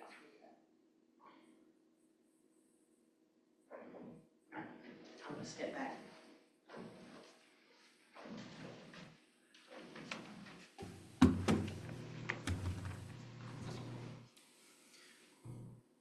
So two occasions that you just admitted that you've lied about. Now, you are also communicating with another gentleman now, aren't you? I have a friend that I text, but I'm not. A male friend Yes. that you are anticipating and romantically texting, correct? He lives in Chattanooga, so I didn't ask where he lived. Okay, well, no, we don't talk like that. You You don't talk about, support a friend, because I'm going through this and I need a friend. And I don't have a lot of girlfriends that really care, so I'm reaching out to him as a, well, I'm not trying to question you because we're gonna subpoena your text records from him. And I'm asking you right now, we've already established that you embellish or tell falsehoods. And I'm asking you right now to create a record because we have a court reporter. They are not romantic in nature. Is that correct? Yes or no? we don't really talk like that over text message, though. Not I to guess the I just point don't of, look at it that way.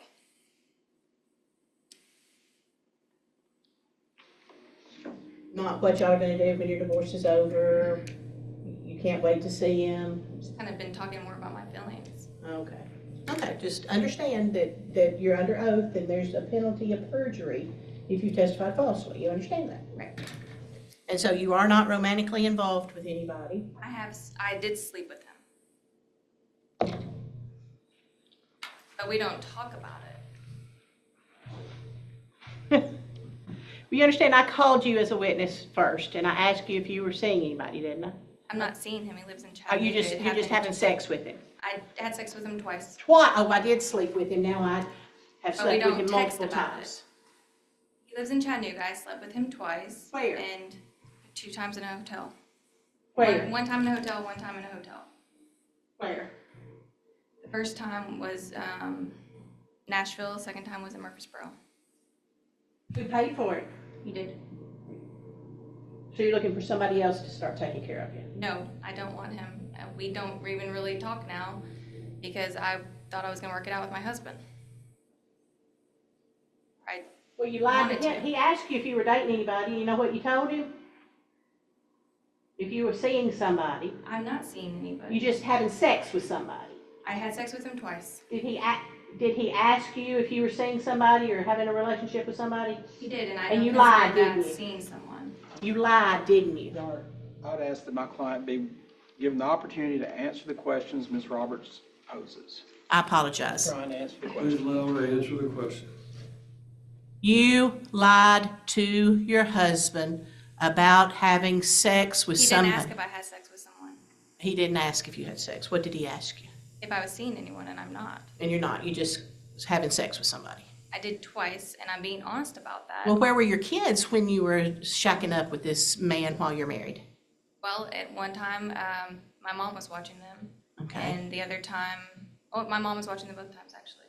Did you advise her and tell her that you were going to meet another man? No. Because she wouldn't have condoned that, would she? No. She would have been quite angry. Yes. Who is this She man? loves Jody. What's his name? Will. What's his name? Will. What's his name? Please give his full name. I don't care about his last name. I'm just trying to find out is he a coworker or just somebody she met? Oh, no, it's not a coworker. I met him on Instagram years ago, and I met it with him twice. He lives in Chattanooga. I just thought and I'd missed it. Well, Never and seen I would him like again. his name. I would like his name. Will Hansen. Well, what? Will Hansen. Hanton? With a H. Hanton. Hansen. Hanson. I'm sorry. I don't have my hearing aids in.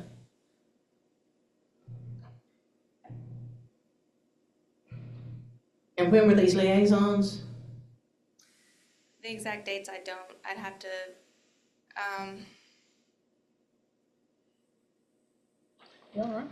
This has gone on a while. She's admitted to having It's- Hold on a second. an affair.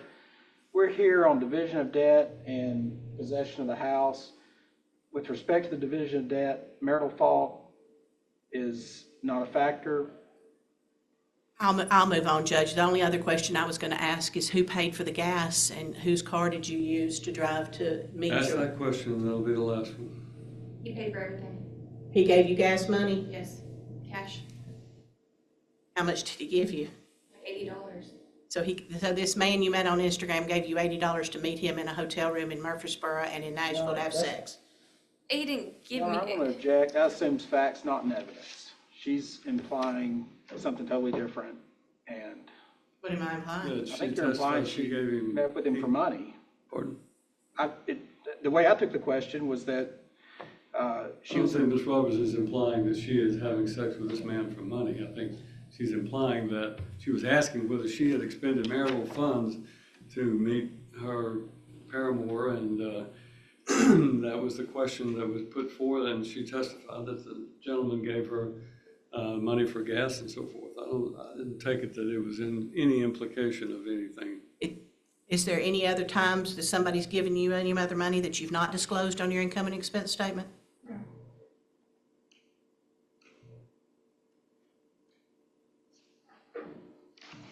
So that you first you only told stories because you were covering for your kids. Then you told a story about having relations with another man while you're still married. And you also told a story about the fact of threatening to call the police and have Mr. Tootle kicked out of the house. And you have said that, haven't you? Right, I did not say that. You did. You're sure? I'm 100% You sure. understand we've had there could be surveillance. Totally So fine. you don't want to recant that right now. No. All right, thank you, ma'am. You have every opportunity before this hearing is over with to recant that statement. Are you, again, testifying that you never made a threat to him to call the police and have him thrown out of the house? The one about me throwing myself against the wall, I did not say that. Okay, well, what did you say? Which time when I threatened it? Well, obviously, there's more than one threat. Because he is kind of a bully. And yes, I will threaten to call the cops on you if you threaten me. Okay. Me and him. You can threaten me all you want to, but when did you threaten him to call the police on him and have him thrown out of the house? When did you do it? I didn't call. I didn't ask if you called. I said, when did you make that threat? I did it several times. It was when he mentioned it too, back for December, and then between January and March. I don't know the exact dates. I mean, just last week you did it, didn't you? Because he was being rude to me. He said, I can't wait till you're out of this house. Wait till a judge sees this. I'm going to make sure you're gone. You and your kids will be out on the street. Okay. So I was like, you know what? I'm going to call the cops on you if you keep threatening me. So telling you you're rude and he wants you out of the house, you're going to call the police. I told him to stop, and he did. That's all. Redirect. Spotnick, you heard Ms. Roberts asked you why you wanted the property sold, correct?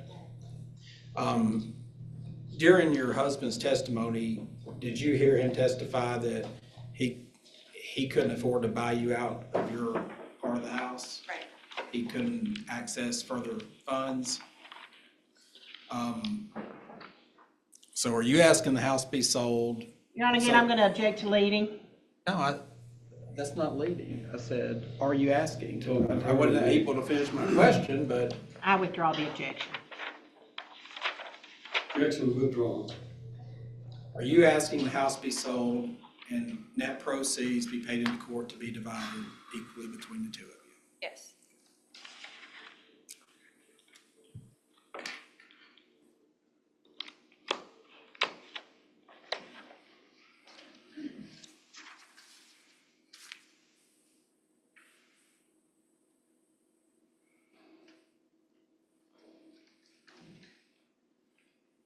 Spockney, there's been no domestic violence in your house, or has there been? Verbally. Explain that to the court. He can be a bully sometimes, and he will keep threatening that I'll have to leave the house, and just makes me and my kids walk on eggshells. And so that's why I said that about the cabinet and the tree, because I was scared if he's like, well, you keep destroying the stuff in the house, that you're just going to have to move out and leave, and we have nowhere to go. And so I basically...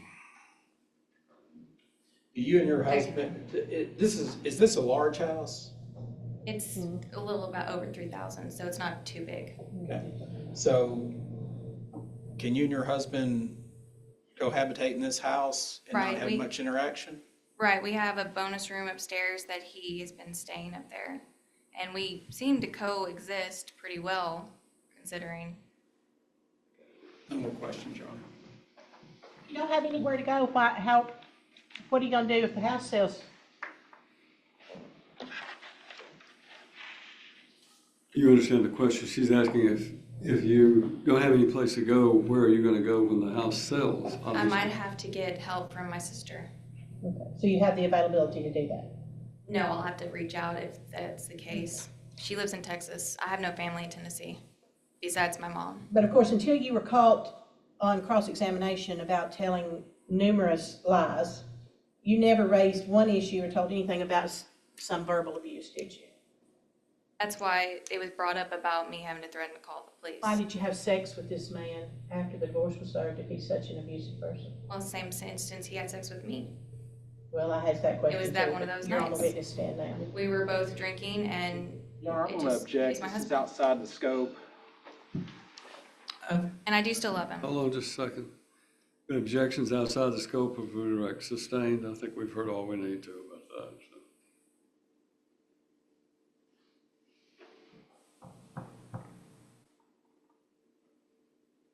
But you also told, you didn't tell him about your paramour because you wanted to try to save your marriage. That's what you just testified to.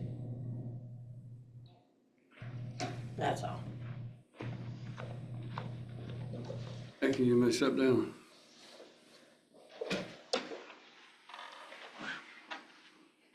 Earl, you may call your next witness. No further witnesses. Proof. No further proof, Your Honor. Do you have your rebuttal proof? Yes, Your Honor, just briefly. Go ahead. I called my client back.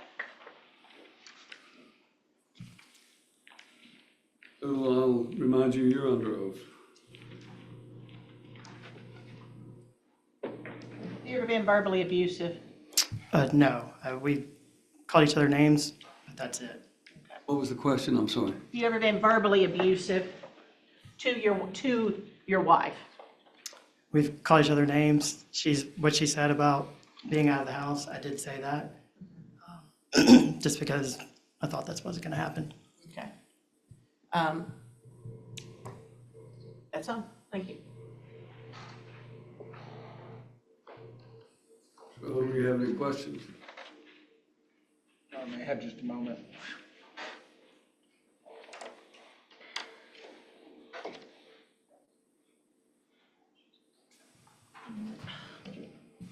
While you're thinking about your question, go ahead.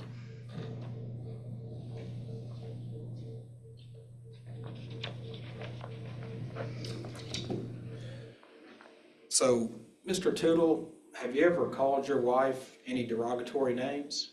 I have. What were they? I called her a cunt once. What else have you called her? Lazy. Called her a bitch too, didn't you? No. Do that in front of her children? No, but she did say, when I asked her how would she pay for her vehicle when this is all over, she said she'll spread her legs like she's always has done before. You would what? She said she would spread her legs like she's always done before. You called her a cunt? That was back in October, yes.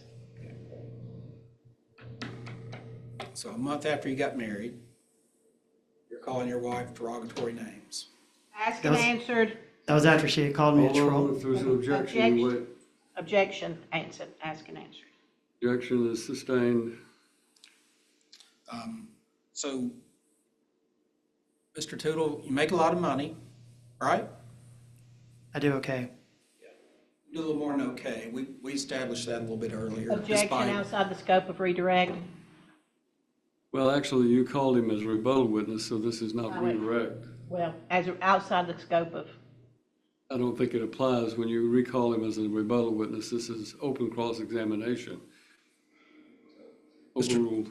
Tootle, as much as you want to avoid truthfully testifying as to what your income is, you make a lot more money than your wife. I right? can answer that. So the 14,000 that you have on there is because I took one paycheck and I doubled it. I didn't consider that we have 26 paychecks because we're bi-weekly. So if you add that together, then it gets to 182. So that's why that was that way. When I was given that income sheet, I took one paycheck because I don't know what the taxes are, because I don't think of it in gross, I think of it in net. So that's why that number was 14,000. So a rounding error. It doesn't include an $80,000 bonus. That's because this year I haven't gotten the bonus. You've gotten it for the past 10 years at least, is what you testified to, correct? I know, but I was told to put down guaranteed income. You're really trying to avoid this question, aren't you? I'm answering it truthfully. If I was guaranteed to get 80,000, I'd put it down. All right. You make a lot of money. Asked and answered. Your Honor, I'm just trying to get to my point that I was about to get to earlier. You've asked him that question now 3 times, sustained. Okay. You like to use the fact that you make a lot more money than your wife as a threat against her and her children, don't you? No. I pay for everything. Well, how's that a threat? You like That's to fact. threaten to make her homeless, don't you? No. I don't know, because I don't know her true financial situation. I figured her mom has property, they have a trailer, she has a place to go. But you told her that you're going to make sure that she's kicked out of that house. I didn't say I was going to make sure of that. I said, you will probably be out of the house. I didn't say I'm going to make sure. There's nothing within my power to do that. That's why we're in this court today. You threatened her that you and your 3 kids are going to be out of this house. I did not say you and your 3 kids will be out of this house. I said it'll be up to the judge. No more questions. That's all. You knew her for 7 years before you married her, right? I did. All right. You helped her get a job, I did. and you knew she was carrying another man's child when you married her, right? She already had the baby out when we got Already married. had the baby. So she Correct. had 3 children by 3 different men, and you knew all of that before you married her. I did. So you kind of knew what you were getting into, at least you suspected you knew. I kind of figured it was a 50-50 whether it was going to work out. So Stupid, I know. most men, when they get married, they don't think about 50-50 chance of it working out when they, ask someone to marry them. I wanted to believe. Although I would say that with the divorce rate in this country, that's probably not far from the average of what marriages work out and what don't. But my question to this is, you expected there would be problems, I assume. Yeah, I wanted to believe what she was telling me, that she was past going out and partying, and she was ready to be a family and settle down, and she was looking for And you stability. Cared And for so- her and you wanted to help her. And obviously for 8 years, there's something there, I was fed the whole 9 yards. The point is that you went into this knowing that there could be problems, right? I did. And it turned out there are problems. Within a couple of weeks, I figured out there was problems. But you say you still love her. I do, but I don't think I have the same kind of love that I had before. It's more, I care about her. All right, that's all. Step down. Thank you. That's our proof, Your Honor.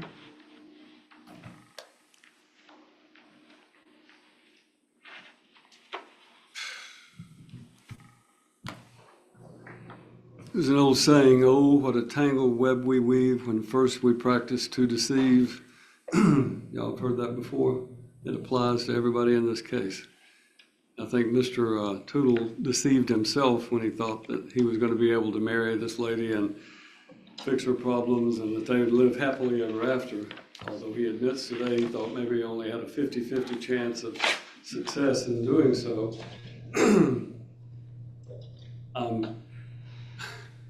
Of course, Ms. Faulkner has testified that, or at least there was testimony that, I don't think she testified about it, but there was testimony that she didn't realize that she didn't really love him until her therapist, I think it was, that told her she didn't really love him. And if she went out and had sex with 2 other men during the marriage, obviously that would be something that she didn't marry. She did love him. So this is a situation that is a temporary hearing that is designed to keep the parties in life and limb together until such time as if they can conclude this matter after discovery and after mediation takes place.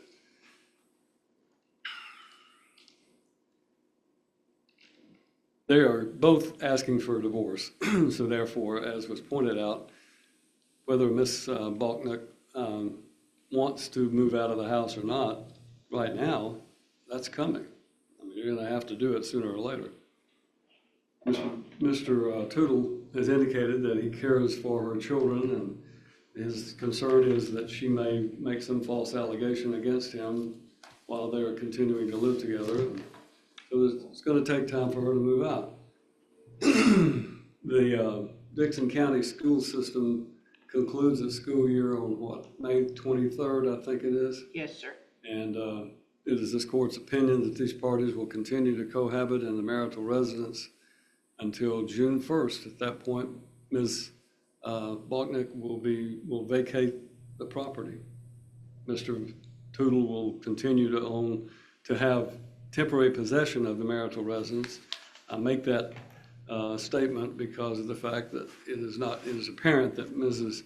Balknick cannot afford to pay the house payments, and therefore if he is forced to leave, he's going to still have to make the house payments.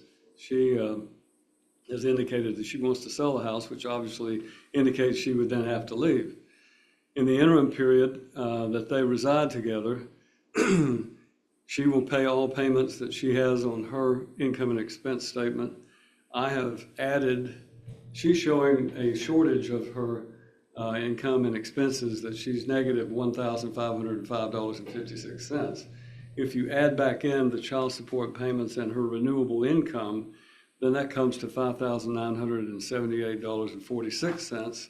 So it's clearly more than her expenses are, even considering those expenses, which when I look at, no, and I don't mean this to be harsh, but I don't spend $489 on recreation and entertainment a month.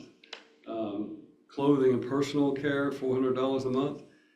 Folks, you're going through a divorce. You're going to have to tighten up a lot of these expenses that are otherwise you might do if you're living in a nice home and having two incomes that total over $200,000 a year. This is not going to be the case.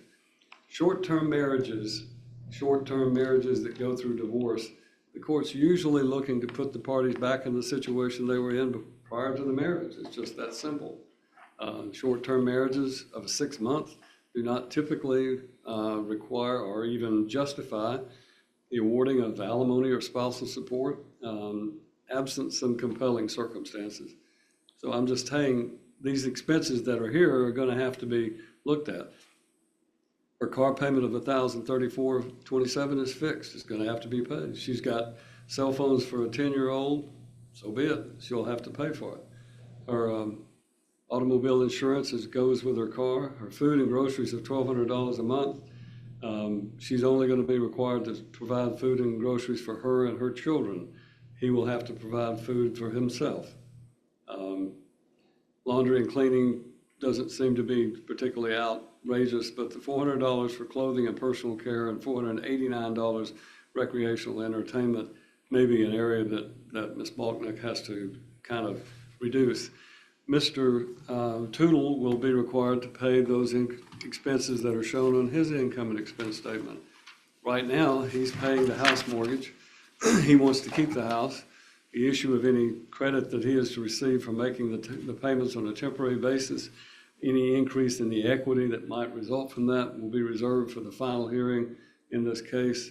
He's providing right now for the next 2 months at least a place for her and the children to reside until June 1st.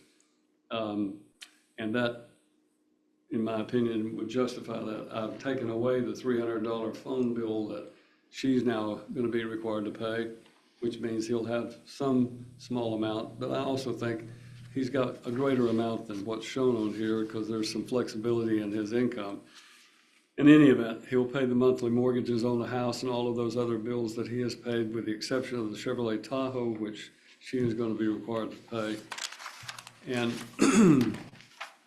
with that being the case, I will put down this further order. These parties are both restrained and prohibited from involving law enforcement in any way, shape, form, or fashion against one another to gain an advantage in this divorce action, or to seek to have the other removed from the home. A violation of this order will be contempt of court. I'm just simply saying that, I'm not saying you would do that, but I'm saying there's been some allegation that you were gonna call the police.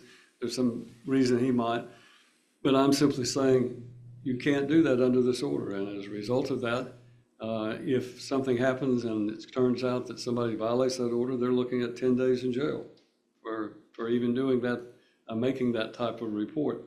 If there is any indication of violence in the home, you must come to this court, file an application for an order of protection with the Chancery Court of Dixon County, Tennessee, so you will have that protection. And if you feel threatened or you have the right to apply to this court for an order of protection. They will present it to me personally for me to review, since I'm the one who's hearing this case, and I'll determine whether or not there is a need for an order of protection, and then probably would have to set a hearing even if I denied it. So both of these parties are restrained and prohibited from arguing, fussing, fighting, speaking negatively to each other, cursing each other, certain words that are just not acceptable. And you've uttered one of those in regards to your wife. Whether you agree with what kind of a life she's lived in the past or what kind of behavior she's exhibited, she is your wife. She deserves more respect just for that fact alone. And he deserves, being your husband, to have a little bit more respect than what you've shown him. So treat each other with respect in this time you live together. Either of you has the right to vacate the home upon your decision to do so. You can move out and let her have the house pending that. She can move out if she doesn't like living there with you, but you're going to cohabit it peacefully. There will be no fussing, fighting, cursing, or anything else. You'll reside in the upstairs bedroom. She'll reside downstairs. There will be no damage inflicted on this house by anyone associated with that. So both sides are prohibited from destroying, damaging, or whatever. You are prohibited from allowing your 10-year-old to drive the car. At least at this point, just don't let him drive the car. Don't let him shoot holes in the wall with a bow and arrow or whatever it was that was there. Just be no damage to the residents. Absent an agreement otherwise, I'm going to order that there be an appraisal conducted on the value of this house to determine. I know that wasn't necessarily requested, but it goes with the question of selling. Let's find out what the house is worth. It may be worth considerably more, in which case you may have a lot of equity that you may be entitled to. It may be lost in the downturn of the economic market that real estate has suffered recently. It may be worth less. So as a result of that, we're going to order that the parties agree upon, unless you have some... Chris Chatham. I was just about to utter those words. Chris Chatham would be the person who usually does the appraisals in this area. Do you have any objection to that? Chris Chatham will be authorized to perform an evaluation of the house. And then the issue of we'll reserve the issue of selling the house. If there is substantial equity that Mrs.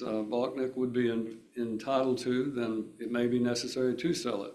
Mr. Tootle, you have exhausted all of your equity, but the court will reserve the issue of your contribution of separate monies and the determination of how any equity in the home is to be divided.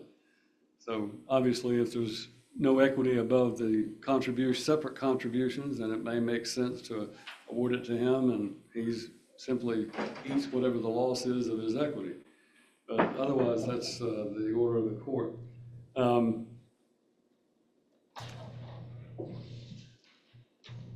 Mrs. Balknick's mother is going to continue to reside there to help her with the children. I don't want any questions raised about that. You seem to like her and get along with her. If you two will treat each other with kindness and be sociable and civil to one another, then you can coexist until the time for this to be resolved. And hopefully by the end of May and the first part of June, you all will have been able to determine some of these issues, and maybe you can resolve this and go separately and start your life over again. Seems like that's probably where both of you are headed. So sometimes the fantasy we have about how great things are going to be just doesn't work out. And that's, I think, where we are right now. So I think both of you are looking to gain something out of this situation, and unfortunately it's not going to work out for you, so we're going to end your divorce. I noticed that it's been pending now for less than 90 days, but it's been pending more than that. So you two talk about whether or not you want to go ahead and finalize the divorce itself. If you want to talk to your client, if she wants to go ahead and be divorced, I can pronounce the magic words today and grant you a divorce. If you want to think about it, then do so, and you can let me know. We would prefer that, Your Honor, so that any rights of I'm not going to inheritance. do it unless both sides, since it wasn't requested and it's not a final hearing, the only way I'll do it is if both sides desire to have the marriage terminated. The advantage to it is that it fixes the date of the marriage so that we know what the contributions are to each other. But it may be that Mr. Odle and his client don't want to do that. Y'all talk about it, and you can always let me know before today is over what you want to do. All right. Thank you, Your Honor. Mr. Roberts will draw the order and submit it to Mr. Odle for his approval. Stuff, so they can start another hearing.